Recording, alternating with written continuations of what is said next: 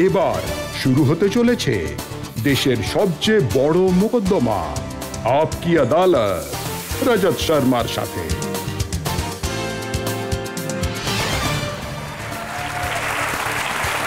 নমস্কার, আপকি আদালতে আপনাদের স্বাগত। আপকি আদালতে আজ আমরা পেশ করব ফিল্মি জগতের এমন এক ঝলমলে তারকাকে, যিনি ওনার গত 19 বছরের ক্যারিয়ারে একের পর এক হিট ফিল্ম উপহার দিয়েছেন। ফিল্ম ইন্ডাস্ট্রির সব থেকে ভার্সেটাইল অ্যাক্টর, এমন অ্যাক্টর যাকে আপনারা অ্যাকশন ফিল্মে দেখেছেন, কমেডি করতে দেখেছেন, ইমোশনাল ক্যারেক্টার করতে দেখেছেন, আর তারপর ওনাকে রাজনীতিতে ক্যারেক্টার করতেও দেখেছেন। আমি আপকি আদালতে আমন্ত্রণ জানাচ্ছি ফিল্মি জগতের অ্যাক্টর, ডিরেক্টর, প্রডিউসার অজয় দেবগনকে। অজয় দেবগন।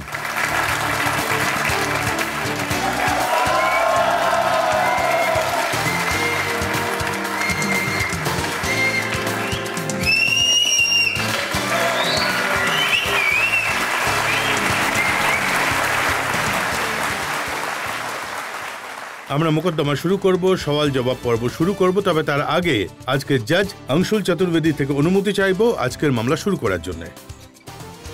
শুরু করুন। আপকি আদালতে প্রথম অভিযোগ অজয় দেবগনের বিরুদ্ধে। আপকি আদালতে ফিল্ম স্টার অজয় দেবগনের বিরুদ্ধে অভিযোগ রয়েছে যে উনি ফিল্ম ইন্ডাস্ট্রির গতানুগতিক নিয়ম মানেন না। আমি আপনাকে আপনার ছোটবেলার কিছু ছবি দেখাতে চাইব। এই একটা ছবি যেখানে আপনি একটা লেপার্ডকে কোলে নিয়ে রয়েছেন, আর তা থেকে বোঝা যায় যে এখানে দুটো ছবি রয়েছে আপনার, একটা আপনার ছোটবেলার, আর এই ছবিটা দুটোতেই মনে হচ্ছে আপনি অ্যাংরি ইয়াং ম্যান ছিলেন। Angry young kid? হ্যাঁ, অ্যাংরি ইয়াং কিড ছিলেন। না, এটাতে আমি হাসছি, দেখুন, এটাতে আমি স্মাইল দিচ্ছি। স্মাইল তো দিচ্ছেন, কিন্তু আপনি কাকে কোলে তুলে রয়েছেন? লেপার্ডকে কোলে নিয়ে রয়েছি। এটা আমি আমার ড্যাডের সঙ্গে শুটিংয়ে গিয়েছিলাম, আর ওখানে একটা লেপার্ডের সিকোয়েন্স চলছিল। আমার যতদূর আমার মনে আছে, হয়তো ওই ফিল্মটা নটওয়ার লাল ছিল, আমির জি যাতে ছিলেন। তো ওখানে ওখানে ছোট ছোট লেপার্ডও ছিল। তো এটা তো আমরা বলতেই পারি যে ছোটবেলা থেকেই ভয় না পাওয়ার ব্যাপারটা আপনার ক্যারেক্টারের মধ্যে ছিল। না থাকলেও সেটা আমি জানতাম না, আর যদি নাও থাকে, আই থিঙ্ক আমার ড্যাড আমাকে শিখিয়েছিলেন যে ভয় পেলে কখনো কোনো লাভ হয় না। তো ভয় পাওয়ার থেকে বরং ভালো ফেস করতে শেখো, আর হয়তো ওটাই আমার কাজে আসছে, সারা জীবনে আমার কাজেও লেগেছে। মহেশ ভট্ট সাহেবের একটা আর্টিকেল পড়ছিলাম, উনি লিখেছেন যে যখন আপনি ফিল্ম ইন্ডাস্ট্রিতে এসেছিলেন আর আপনি ইন্ডাস্ট্রিতে পাও পর্যন্ত রাখেননি, তখনই ট্রেডের যিনি পণ্ডিত ছিলেন তিনি আপনাকে রাইট অফ করে দিয়েছিলেন। উনি বলেছিলেন এরকম দেখতে কেউ কিভাবে হিরো হবে। এটা উনি আমাকেও বলেছিলেন, আর এইরকম কথা বলতেন তখন লোকজন, বাট যেটা হওয়ার সেটা হয়ে গেছে, আর পণ্ডিত ভুল প্রমাণিত হয়ে গেছেন। অজয় দেবগন সঠিক প্রমাণিত হলেন। আমি সঠিক প্রমাণিত হয়েছে কিনা, you know, it's luck, what I don't know, but যাই হোক, উনি তো ভুল প্রমাণিত হয়েছেন। কারণ ওই সময় উনি কোট করেছিলেন, ইয়াস জোহর বলেছিলেন যে এই কি করে হিরো হবে। নাসিরুদ্দিন শাহকে পরে বলতে শোনা গেছে আমার ভুল হয়ে গেছে এই ছেলেটাকে অ্যাসেস করতে। আপনি যে কথাগুলো বলেছেন আমি শুনেছি, বাট আমার সামনে লোক অনেক পজিটিভ ছিলেন, কিছু এমন লোকজনও ছিলেন যারা যারা যারা খুবই বেশি পজিটিভ ছিলেন, আর যাদের এই রকম মনে হচ্ছিল যে I was doing the right thing. তো I don't know what to say about them also. Anil কাপুরের ব্যাপারটা আমি শুনেছিলাম যে যখন ফুল আর কাঁটে রিলিজ হয়েছিল তখন প্রিমিয়ারে আসা বড় স্টারদের মধ্যে উনি একাই ছিলেন, আর উনি আপনাকে বলেছিলেন যে ওনার যে ফিল্ম ওই সময় রিলিজ হচ্ছিল লামহে, উনি বলেছিলেন যে কেন এত বড় ভুল করছো, লামহের সঙ্গে এই ফিল্মটা রিলিজ হচ্ছে। অ্যাকচুয়ালি উনি এটা বলেছিলেন উনি নিজের থেকে, because since I was a kid, আমি অনিলজিকে জানতাম। তো উনি অ্যাকচুয়ালি আমাকে বলেছিলেন যে নিউ বয়, নিউ গার্ল, নতুন প্রডিউসার, নতুন ডিরেক্টর, লামহে এত বড় একটা পিকচার, তো তুমি এটার সামনে এসো না। ওনার তরফ থেকে একটা ভালো একটা জেস্টার ছিল। তারপর উনি আমাকে 1-1.5 বছর পর দেখা করতে বলেন, আর সব তো উল্টো হয়ে গেল ভাই। আমি তোকে বলেছিলাম একরকম, আর সেটা অন্য কিছু হলো। So it was very positive thing, মানে উনি আমাকে ভালো পরামর্শ দিয়েছিলেন, আর ওটা যখন উল্টো হয়ে গেল তখন উনি নিজে এসে বলেছিলেন, ভাই আমি তোকে পরামর্শ দিচ্ছিলাম কিন্তু উল্টো হয়ে গেল। হ্যাঁ, কারণ লামহে ফ্লপ হয়ে গেল আর ফুল আর কাঁটে খুবই সুপারহিট হয়েছিল। যখন প্রথম ফিল্ম আপনার এসেছিল আমার মনে আছে যে ওই সময় দুটো মোটরসাইকেলের ওপর দাঁড়িয়ে একটা স্টান্ট সিন করতে করতে আপনার এন্ট্রি হয়েছিল। আপনার আশা ছিল এই ফিল্মটা হিট হবে, আপনি বড় স্টার হয়ে উঠবেন? আহ, আমি এতটা শিওর তো ছিলাম না, কারণ আমার মনে হয়েছিল, আমার জানা ছিল না যে এই ফিল্মটা এতটা এতটা হিট হবে। আহ, এটা অবশ্য মনে হয়েছিল যে ফিল্মটা ঠিক হচ্ছে, ফিল্ম ভালো তৈরি হচ্ছে, আর ফিল্মে যে অ্যাকশন রয়েছে আর মিউজিক রয়েছে সেটা খুবই খুবই ভালো। তো কিন্তু অডিয়েন্সের কি রিয়াকশন আসবে সেটা আমার মনে হয় কেউই ভাবতে পারবে না, এতটা যে লোক এত পরিশ্রম করে এই জিনিসটার জন্যই তো করে, তাই না? বাট শুধুমাত্র হোপ করতে পারে, আর আমিও ঠিক তাই করছিলাম। আর আমি খুবই লাকি ছিলাম যে এই ফিল্মটা খুব সহজেই পেয়ে গেছিলাম। আমি নিজের আমার বন্ধু-বান্ধব ছিল, আমি কলেজ যেতাম, ইট ওয়াজ আ হ্যাপি লাইফ। আমি অ্যাসিস্ট করতাম, I was an assistant director also. তো একদিন কুকুজি আমার কাছে আসেন আর বলেন, my father always wanted me two be an actor. আমি একটু কনফিউজ ছিলাম, এদিক ওদিক, I was more happy on the other side. তো একদিন কুকুজি আমার কাছে এলেন আর বললেন, তুই আমার জন্য একটা ফিল্ম করছিস। He was so close to my father. আর আমি ওনাকে বলি, আরে it's too early, I am only 19, যদি করতেই হয় তো 1-2 বছর, না না তুই কর, আর 1 মাসের মধ্যেই আমরা শুটিং করতে শুরু করে দিই। তো আমি লাকি এই জন্যই বলছি, কারণ কোনো পরিশ্রম না করে, কোনো না হলে I've seen people moving around with their portfolios, আর বেচারা কত পরিশ্রম করে, কিন্তু এই ধরনের পরিশ্রম আমাকে করতে হয়নি, আর আমার ফিল্ম শুরু হয়ে গেল। তো শুরুতে পিকচার করার সময় আমার যে অ্যাপ্রোচটা ছিল যে এটা চললে ভালো, না চললে আমি আমার পোর্টফোলিও নিয়ে কিন্তু ঘুরছি না, যেটা করছিলাম আমি সেই কাজে আবার ফিরে যাব। যখন অ্যাকশন হিরো হিসেবে ফিল্ম চলছিল, তো ওই সময় আপনি সিদ্ধান্ত নিলেন যে না, এখন অ্যাকশন করব না, আমায় প্রমাণ করতে হবে যে আমি... ওই সময় এমন কোনো চিন্তা ভাবনা ছিল না যে আমাকে আরো কিছু প্রমাণ করতে হবে। আমরা সবাই যে কাজটা করতাম, আমার মনে হয় ওই সময় আপনি বিলিভ করবেন না যে আমরা এত ফিল্ম করতাম একই সময়ে। তো তো প্রডিউসার্স অ্যাসোসিয়েশনকে একটা বিধি আরোপ করলো যে এই অ্যাক্টার্স অনেক বেশি ফিল্ম করছে, অনেক বেশি, তো পিকচার কমপ্লিট হতে টাইম লাগে। তো একটা বিধি আরোপ করা হয়, এক্স অ্যামাউন্ট অফ ফিল্ম করতে পারবে 1 বছরের মধ্যে। 1 বছরের মধ্যে মানে যতক্ষণ না এই নাম্বারের ফিল্ম শেষ না হচ্ছে আপনি শুরু করতে পারবেন না নতুন করে। অ্যাকচুয়ালি সবার অ্যাপ্রোচ এটাই ছিল, সবাই অনেক বেশি কাজ করতেন। আর ওই সময় ফিল্ম এমন হচ্ছিল যে চলো এই অ্যাকশনের 4টে সিকোয়েন্স দিয়ে দাও, এটা দিয়ে দাও। গ্র্যাজুয়ালি থিংস স্টার্টেড চেঞ্জিং, আর জিনিস তখনই চেঞ্জ হয় যখন অডিয়েন্স চেঞ্জ হয়। আর আপনার ব্যাপারে যখন আমি রিসার্চ করছিলাম, তখন আমি এটা পড়লাম যে যখন আপনার অ্যাকশন ফিল্ম চলছে তখন আপনি কমেডি শুরু করে দিলেন। কমেডি তো আমি অনেক পরে করেছি।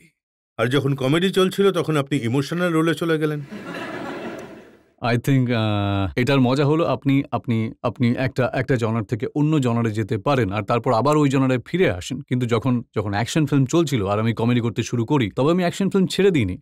তো আমি চাইছিলাম আমি নিজেকে ভালোভাবে ব্যালেন্স করতে পারি, যাতে আমি নিজের কাজে বোরিং না হয়ে যাই। আমায় প্রতিবার অন্তত রিডিফাইন হই, এক সেট থেকে অন্য সেটে যখন যাব আমার যেন মনে হয় আমি কোনো নতুন কাজ করছি। এটা আমার... যখন আপনি নতুন কাজ করেন, যেমন জখম করেছেন আপনি, বা শহীদ ভগৎ সিং এর ওপর ফিল্ম করেছেন লেজেন্ড অফ ভগৎ সিং, এই দুটো ফিল্মের জন্য আপনার খুব প্রশংসা হয়েছে, আপনি ন্যাশনাল অ্যাওয়ার্ড পেয়েছেন, অ্যাক্টর হিসেবে নাম হয়েছে, কিন্তু বক্স অফিসে এই ফিল্মগুলো ভালো চলেনি। তো আপনি ভালো ফিল্ম করলে সেটা মার খাবে।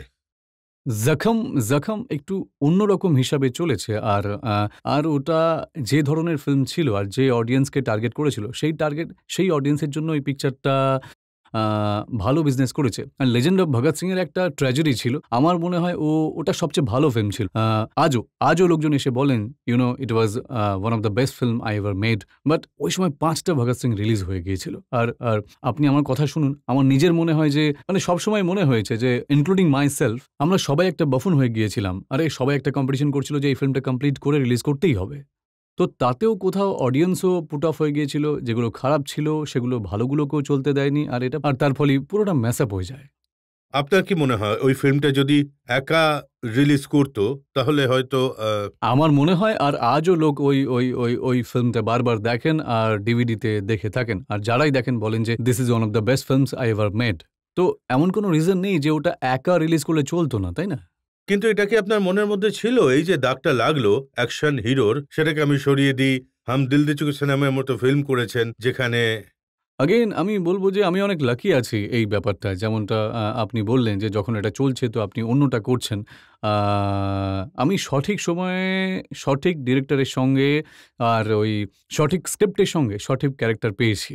তো সেই চক্করে আমার যে রেপিটেটিভ হওয়ার কথা সেটা হয়নি। তো আমি আজ এক এতটা বড় লিভে পেয়েছি যে আজ এই ধরনের যে জনারের ফিল্ম আমি করতে চাইবো অন্তত সেটা করতে পারি আমি। কিন্তু ভিলেন হয়ে গেলেন আপনি, খলনায়ক। আজকালকার দিনে I think character we are playing characters. We all heroes and but I think everybody যত লোক আছেন সবাই ক্যারেক্টার। যদি ক্যারেক্টার খুবই ইন্টারেস্টিং হয় আর ক্যারেক্টার যেমন আমি খাকি করলাম। খাকি was a negative role, out and out negative role, but খাকিতে অ্যাপ্রিসিয়েশন অনেক পেয়েছি একই সঙ্গে। তো আমার মনে হয় না অডিয়েন্সের কিছু যায় আসে যে আমি পজিটিভ নাকি নেগেটিভ, অডিয়েন্সের তাই তো না? মনে হবে এই লোকটা কাল শহীদ ভগৎ সিং এর রোল করেছিল আর আজ সেই মানুষই হাজি মস্তানের রোল করছে। এটাই তো মজা, এটাই তো মজা, এটাই তো মজা। যদি আপনি একটাই জিনিস করতে থাকেন আর আপনি ভগৎ সিংও করতে থাকেন তাহলে আপনি কতবার সেটা করতে চলুন পারবেন? অডিয়েন্সকে জিজ্ঞেস করে ওনাদের কি রিয়াকশন রয়েছে আপনার এই ধরনের ফিল্ম নিয়ে। হ্যাঁ, আপনি সেকেন্ড রোতে। হ্যাঁ, আমার প্রশ্ন হলো যে ভগৎ সিং ফিল্ম আপনার একটু কমই চলেছে। খুব ভালো ফিল্ম ছিল, অসাধারণ ফিল্ম, আপনার অভিনয় অসাধারণ ছিল, চলেনি আনফরচুনেটলি। কিন্তু আপনি ইতিহাসের পাতা থেকে আর কোনো ফিল্ম আর কোনো এরকম ক্যারেক্টার আপনি বিখ্যাত পোর্ট্রে করতে চাইবেন নাকি আপনি হতাশ হয়ে পড়েছেন? না, না, একদমই হতাশ হইনি। যদি এরকম আরো কোনো ক্যারেক্টার, আরো কোনো ডিরেক্টর এরকম ফিল্ম বানান যাতে আমার সম্পূর্ণ ভরসা থাকবে আর এমন কোনো ক্যারেক্টার হবে যেটা যেটা যেটা আমাদের সবার মনে হবে করা দরকার, তাহলে আমি অবশ্যই করব। আচ্ছা অজয়, অভিযোগ আরো অনেক রয়েছে, সবে তো শুরু হয়েছে, আস্তে আস্তে বেরিয়ে আসবে। ততক্ষণে একটা ব্রেক নিয়ে নেবো, আর ব্রেকের পর আপকে আদালতে অজয় দেবগনের ওপর জনগণের মামলার আরো এক পর্ব। অজয় দেবগনের চোখে এমন সম্মোহন রয়েছে যা পাথরকেও সম্মোহিত করে দিতে পারে। ওই চোখ দিয়ে সেই সমস্ত হিরোইনকে সম্মোহন করেছেন যাদের সঙ্গে আপনি কাজ করেছেন। আপনি যেটা বলছেন সেটা যদি সত্যি হতো।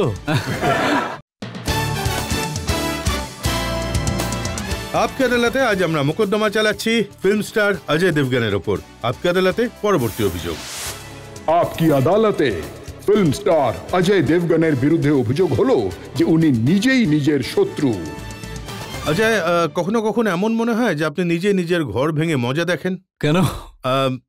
2000 সালে আপনি একেবারে পিকে ছিলেন, একের পর এক ফিল্ম হিট হচ্ছিল আপনার, আপনি প্রডিউসার হয়ে গেলেন, রাজু চাচা বানালেন আর কোটি কোটি টাকা লোকসান করলেন।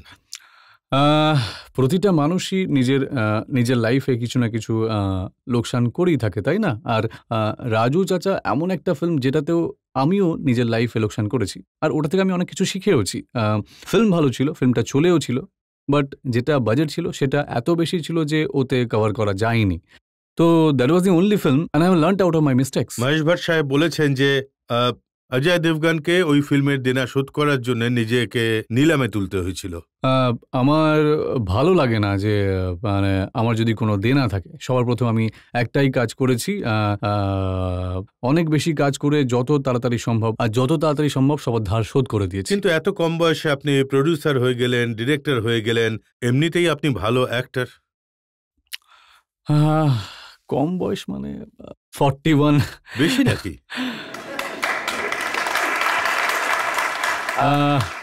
না, অ্যাকচুয়ালি দেখুন, আমি লাইফে কোনো রুল ফলো করিনি। যেটা আমার মন চেয়েছে আমি সেটাই করেছি। আর আজ আমি অনেক বেশি স্যাটিসফাইড রয়েছি, কারণ যা কিছু করেছি নিজের হিসাবে করেছি, নিজের টার্মস আর কন্ডিশনে করেছি, কারো লোকসান করে করিনি। নিজের লোকসানও আমি করিনি কখনো। তো I am very happy where I am, what I am, because that is on my terms and conditions. কিন্তু এই কথাটা তো সত্যি যে ফিল্ম ইন্ডাস্ট্রির যা রুলস রয়েছে সেটা আপনি মানেন না। আপনি কখনো অ্যাওয়ার্ড ফাংশনে যান না, আপনি অ্যাওয়ার্ডস পছন্দও করেন না। এমন নয় যে পছন্দ করি না। আমার মনে হয় কিছু অ্যাওয়ার্ডস এমন রয়েছে, বেশিরভাগই যেটা আমার মনে হয় তেমন সঠিক নয়। আর যেই জিনিসটা আমার সঠিক বলে মনে হয় না, তো আমি সেখানে যাই না। ন্যাশনাল অ্যাওয়ার্ড তো নিতে গিয়েছিলেন আপনি। অনেস্টলি বলছি আমি আপনাকে, ফার্স্ট ন্যাশনাল অ্যাওয়ার্ড নেওয়ার জন্য আমি পৌঁছতে পারিনি। আর এতে আমার কোনো ভুল ছিল না, কারণ ওই সময় আমি উটিতে শুটিং করছিলাম আর একটা ফ্লাইট যেত যেটা দিল্লিতে আসতো সবসময়, আর ওই ফ্লাইটটা ওই দিন ক্যান্সেল হয়ে গেছিল। তো প্রথম ন্যাশনাল অ্যাওয়ার্ড নিতে আমি যেতে পারিনি। তো my mother had to fly from Bombay to go to come to Delhi and she received the first national award. Second national award নিতে আমি অবশ্যই গেছিলাম। কিন্তু বাকি ইন্ডাস্ট্রির যে অ্যাওয়ার্ডগুলো হয় সেগুলো নিয়ে আপনার বিরোধিতা রয়েছে। হ্যাঁ, এক প্রকারভাবে বিরোধ ঠিক নয়, ব্যাস ব্যাস এটাই যে আমার মনে হয় যে যেসব যেসব অ্যাওয়ার্ড সঠিক হয় না, তো আমি নিজেকে সেসব থেকে তো দূরে আপনি রাখি। আর আমির খান দুজনেই একই রকম, যাদের অ্যাওয়ার্ড সঠিক মনে হয় না। হ্যাঁ, হয়তো আমরা গেমও খেলি না আর না খেলতে পারি দুজন মিলে, যে যে জিনিসটা ম্যানিপুলেট করা যায় তো আমরা সেটা করি না, ব্যাস। ওনাকে জিজ্ঞেস করেছিলাম, উনি মনে করেন যে উনি শুধুমাত্র অস্কারের জন্যই ফিট, ইন্ডিয়ান অ্যাওয়ার্ডসের জন্য নয়। হয়তো হয়তো সঠিকই বলেছেন আমির। তো আপনিও আপনার ফিল্ম অস্কারের জন্য পাঠাবেন ইন্টারন্যাশনাল অ্যাওয়ার্ডের? এখনো অবধি চেষ্টা করিনি, আমিও চেষ্টা করে দেখবো তাহলে। আর দ্বিতীয়ত, যত স্টার রয়েছেন তারা বিভিন্ন পাবলিক শোতে যান, পাবলিকের সামনে ডান্স পারফর্ম করেন, এটা আপনাকে কখনো করতে দেখিনি। এটা একটা পার্সোনাল জিনিস যেটা আমার পছন্দ নয়, তো আমি এই জিনিসটা আমি করি না, আর আমার ভালোও লাগে না। আমার মনে হয় আমার কাজ বেশিরভাগ ক্যামেরার সামনে, আর এটা একটা আর্ট, একটা ট্যালেন্ট, এটার কোনোভাবে মিসইউজ করা আমার মনে হয় না, তো সেই জন্য আমি করি না। বাট আমার ভালোও লাগে না। বাট প্রত্যেক মানুষের চিন্তাধারা আলাদা, নিজের নিজের প্রায়োরিটিস রয়েছে, নিজের নিজের প্রেফারেন্সেস রয়েছে। তো যে জিনিসটা আমার জন্য সঠিক মনে হয় হয়তো অন্যের কাছে সেটা ভুল মনে হবে, আবার অন্যের কাছে যেটা সঠিক সেটা আমার কাছে ভুল মনে হতে পারে। It's a very normal thing. আমি এটা অবশ্যই বলতে পারি যে অনেক এমন মানুষ রয়েছেন, লাখ লাখ এরকম মানুষ রয়েছেন যারা আপনার এই অ্যাকশনকে সাপোর্ট করবেন। এনাদের মনে হয় যে আপনার যে কাজ সেটা ক্যামেরার সামনে হওয়া উচিত, পাবলিক স্টেজে গিয়ে নাচা উচিত নয়। তো এটা একদিক থেকে আমার মনে হয় এটা positive. I think so, because public স্টেজে নাচা, বিয়ে বাড়িতে নাচা, আমার মনে হয় ওটা আমাদের কাজ নয়। যদি এমন কিছু একটা রয়েছেন যারা আপনার বন্ধু, যারা বলে থাকেন আমরা তো ভাঁড়, যে কোনো জায়গায় নাচবো, টাকা তো পাওয়া যায়। এখন দেখুন, এটাও একটা জিনিস, যখন ওরা এটা বলে থাকে যে আমার মনে হয় ওরা একটা এই জিনিস বানিয়ে রেখেছে যে আপনি আমায় গালি দেওয়ার আগে বরং আমি নিজেকেই গালি দিয়ে নিই, তাহলে আপনি আর কোনো কিছু বলতে পারবেন না। তো এটাও একটা দেওয়ালে বানিয়ে রেখেছে ওরা, তো ওদেরও মনে হয়, ওদের যা মনে হয়, বাট সেটা তাদের ব্যক্তিগত ব্যাপার। But I don't agree. যে আপনার প্রথম ডাইরেক্টর ছিলেন কুকু, হ্যাঁ, উনি বলেছেন যে অজয় দেবগনের চোখে এমন সম্মোহন রয়েছে যা পাথরকেও সম্মোহিত করতে পারে।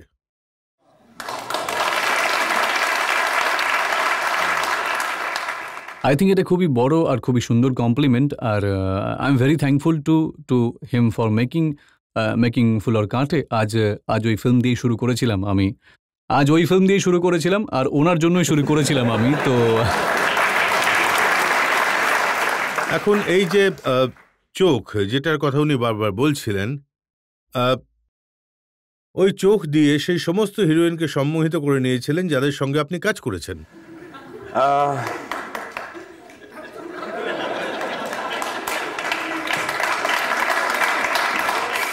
আপনি যেটা বললেন সেটা যদি সত্যি হতো, বাট আমি হয়তো ইউজ করতে পারিনি, তো পরে ইউজ করে দেখবো আমি, শিওর। আমার কাছে কিছু খবরের কাগজের ক্লিপিং রয়েছে। কঙ্গনা রানাওয়াত, উনি বলেছেন যে আমি অজয়ের থেকে দারুণ প্রভাবিত, আর সব থেকে বেশি ফিল্ম আমি অজয়ের সঙ্গেই করতে চাই। That's so sweet of her. ও প্রথম পিকচার আমার সঙ্গেই করেছে। I take it is a compliment. দ্বিতীয় হেডলাইন রয়েছে বিপাশা হুই অজয় দেবগনের থেকে ইমপ্রেসড।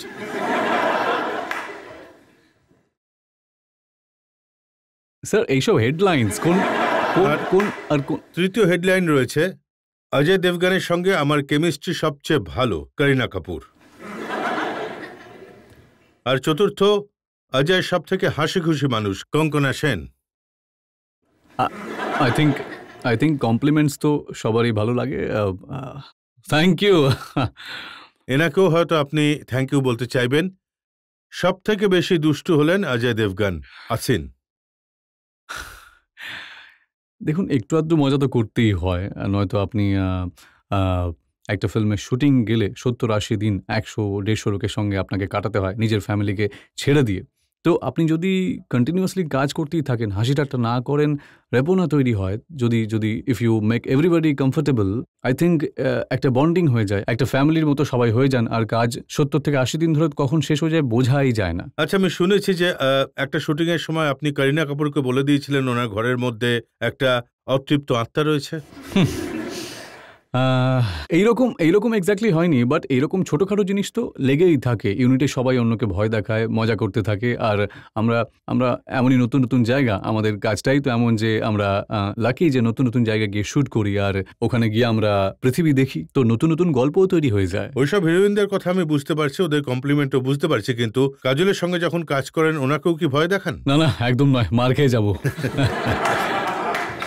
স্যার, অজয় স্যার, আমি জানতে চাইবো আপনি আজ যে জায়গায় রয়েছেন সেখানে কাজল ম্যাডামের অবদান কতটা বলবেন? দেখুন, সবচেয়ে ইম্পর্টেন্ট জিনিস আমি বলবো যে মানুষ যখন কাজ করেন বা ওনার ফ্যামিলি লাইফ হয়, তো মানুষ নিজের কাজে তখনই কনসেন্ট্রেট করতে পারেন যখন সেই মানুষটা খুশি থাকেন, নিজের ঘরেতে খুশি থাকেন, নিজের ঘরের কোনো ওয়ারি না থাকে। আর এর ক্রেডিট আমি পুরোটাই কাজলকে দিই। আর আমি খুবই লাকি যে আমি কাজলের মতো বউ পেয়েছি যে সেম জিনিসে বিলিভ করে, আর আজ ওর বন্ডিং আমার থেকে বেশি হয়েছে। আমি বাইরে আছি, I feel like an outsider, which I am very proud of her. তো যখনই এই ধরনের স্যাটিসফ্যাকশন থাকে, আপনি কাজে বেশি করে মন দিতে পারবেন। আই থিঙ্ক আপনি ম্যাক্সিমাম ক্রেডিট নিজের ফ্যামিলিকে দেবেন এর জন্য। আমি আপনাকে জিজ্ঞাসা করতে চাই যে এক্সেপ্ট কাজল, এমন কোন অ্যাক্ট্রেস রয়েছে যার সঙ্গে আপনি কাজ করতে পছন্দ করেন ফিল্মে? উনি যতজনের নাম নিয়েছেন আমি সবার সঙ্গে কাজ করতে পছন্দ করব। আমি জানতে চাইবো যে আপনার ম্যারিড লাইফের এমন কোনো মুহূর্ত যেটা আপনি সারা জীবন মনে রাখবেন, একটু শেয়ার করুন না। কোনো মুহূর্ত নেই? আপনার নিজের মনে আছে?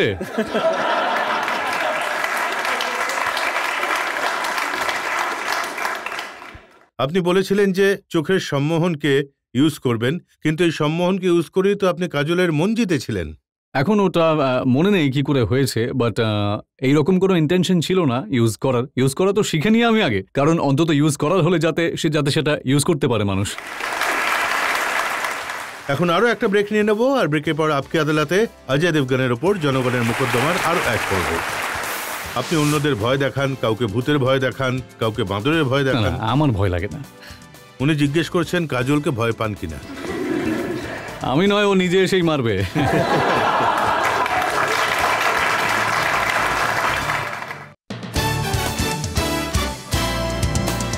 আপকি আদালতে আজ আমরা মোকদ্দমা চালাচ্ছি ফিল্ম স্টার অজয় দেবগনের ওপর।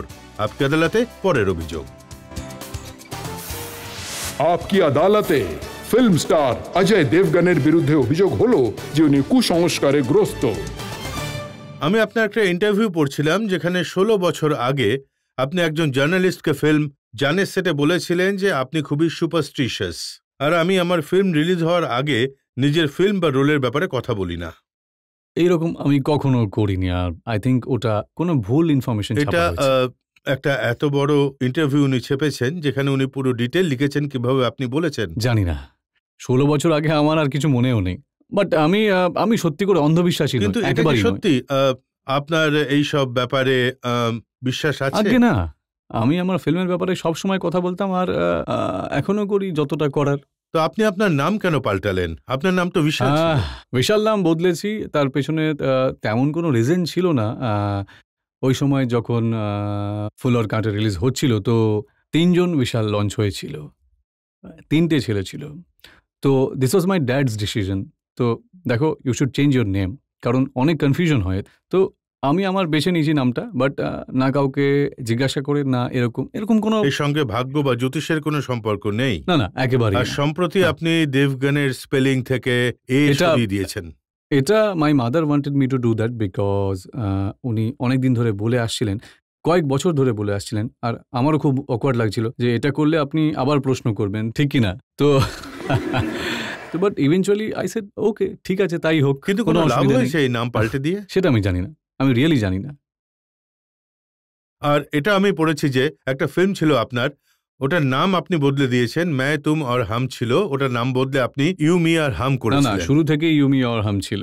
এটা ভুল ইনফরমেশন ছাপা ছিল যে मैं तुम और हम, বাট আমাদের তরফ থেকে শুরু থেকে ইউ মি আর হাম ছিল। তো আপনার কাছে এমন কোনো জ্যোতিষী নেই যিনি আপনার নাম আর আপনার ফিল্মের নাম ঠিক করে দেন? একেবারেই না, একদমই না। আই থিঙ্ক আমার মনে হয় প্রত্যেক প্রডিউসারের কাছে কোনো না কোনো জ্যোতিষী থাকে আমাকে রাখার, আমাকে খোঁজার দরকার নেই, আর ওনারা নিজেরাই আগে থেকে খুঁজে রেখে দেন। একতা কাপুরের ব্যাপারে আমি শুনেছি উনি সবসময় কাউকে জিজ্ঞেস করে নিজের শোয়ের নাম রাখেন। এইরকম হবে হয়তো, বাট আমি কখনো একটাকে জিজ্ঞাসা করিনি যে ওনার সব শোয়ের নামই কে দিয়ে শুরু হয়? হ্যাঁ, মানুষের অন্ধবিশ্বাস থাকে আর কিছু লোক এইসব জিনিস মানে না, আর কারোর সঙ্গে এসব ওয়ার্কও করে, বিকজ আই থিঙ্ক আপনি নিজের অন্ধবিশ্বাসের জায়গাটাকে পাওয়ার নিজেই দেন, তো I think it works for some people. আমি আপনার থেকে জানতে চাইবো যে আপনার মাউন্টস, আপনি যখন হাত নাড়াচ্ছিলেন তো আমি দেখেছি যে আপনার হাতের মাউন্টস খুব ভালো। তো আমি আপনাকে জিজ্ঞাসা করব যে আপনি অ্যাস্ট্রোলজির ওপর বিশ্বাস করেন না, কিন্তু তাহলে আপনি ডেস্টিনির ওপর কতটা বিলিভ করেন? না, আমি এটা বলিনি যে আমি অ্যাস্ট্রোলজিতে একদমই বিলিভ করি না, আমি আমার গোটা ফ্যামিলি বিলিভ করে, I am not superstitious, so that's the difference. এমন কোনো জিনিস আছে যেটাতে আপনার ভয় লাগে আর আপনি অন্যদের ভয় দেখান, কাউকে ভূতের ভয় দেখান, কাউকে বাঁদরের ভয় না, দেখান? আমার ভয় লাগে না। উনি জিজ্ঞেস করছেন আপনি কাজলকে ভয় পান কিনা।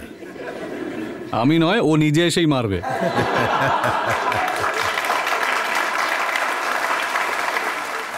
আপনার ফোবিয়া আছে, যদি আপনি হাত দিয়ে খাবার খান অনেকক্ষণ ধরে আপনি হাত ধুতে থাকেন, কারোর সঙ্গে হাত মেলালে তখন আপনি হাত ধুয়ে নেন। না, কারোর সঙ্গে হাত মেলানোর ফোবিয়া নেই।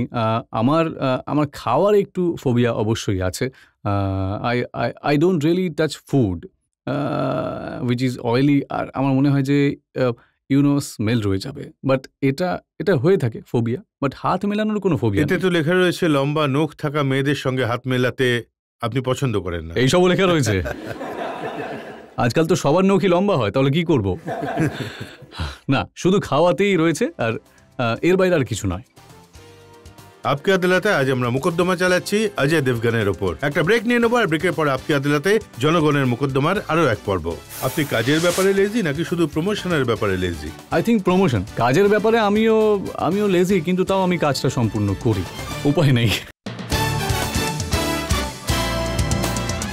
আপকে আদালতে আজ আমরা মোকদ্দমা চালাচ্ছি ফিল্ম স্টার অজয় দেবগনের বিরুদ্ধে। আপকে আদালতে পরের অভিযোগ। আপকি আদালতে ফিল্ম স্টার অজয় দেবগনের বিরুদ্ধে অভিযোগ হলো যে উনি এখন সেক্স সিম্বল হয়ে উঠতে চান।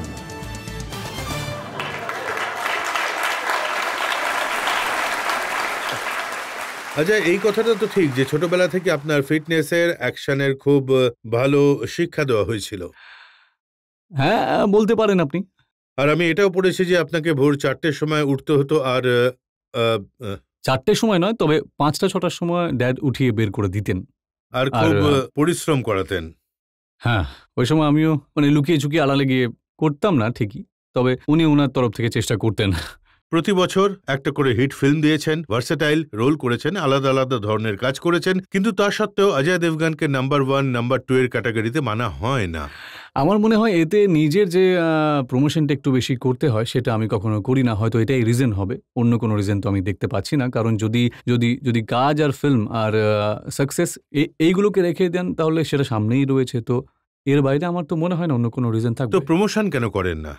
Again I am very lazy on that, but তবে আমি খুব একটা করতে পারি না এইসব। আমি চেষ্টা করি, প্রত্যেকবার ভাবি যে এই ফিল্মের সঙ্গে আমি করব, কিন্তু হয় না, হয়ে ওঠে না।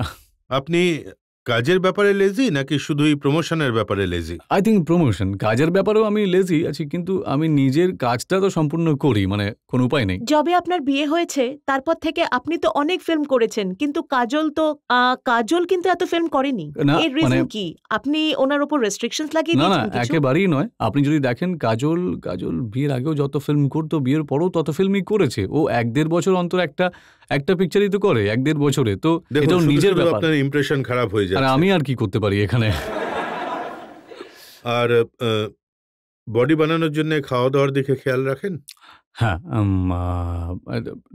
ডায়েটে কন্ট্রোল রাখি। আর বাট আমি খুব বেশি কন্ট্রোল করি না।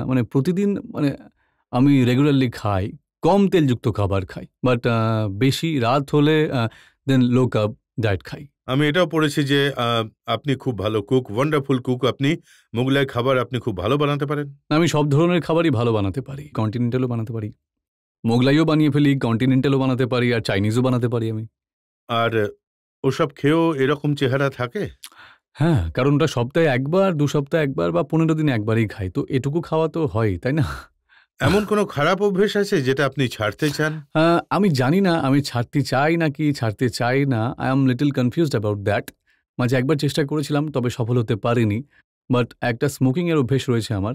আর অ্যালকোহলের আমি বলবো যে খুব খারাপ অভ্যেস নেই, কারণ I am not a very heavy drinker anymore. I use to drink a lot I am completely in control of that. But একটা স্মোকিং রয়েছে যেটা ইভেনচুয়ালি আমি জানি যে আমাকে ছাড়তেই হবে, আর সেটার চেষ্টা আমি করছি। স্মোকিং এর কারণে একবার কেসও হয়ে গিয়েছিল, ট্রেনে আপনি আর সালমান সিগারেট খাচ্ছিলেন। 2-3টে হয়েছে। বাট না, ওতে ওতে ওতে ওতে সবটা ঠিকও ছিল না। হ্যাঁ, এই ট্রেনটা সঠিক ছিল। এই ট্রেনে গোটা ট্রেনটা আমরা হায়ার করেছিলাম আর আমরা দুজন ভিতরে বসেছিলাম।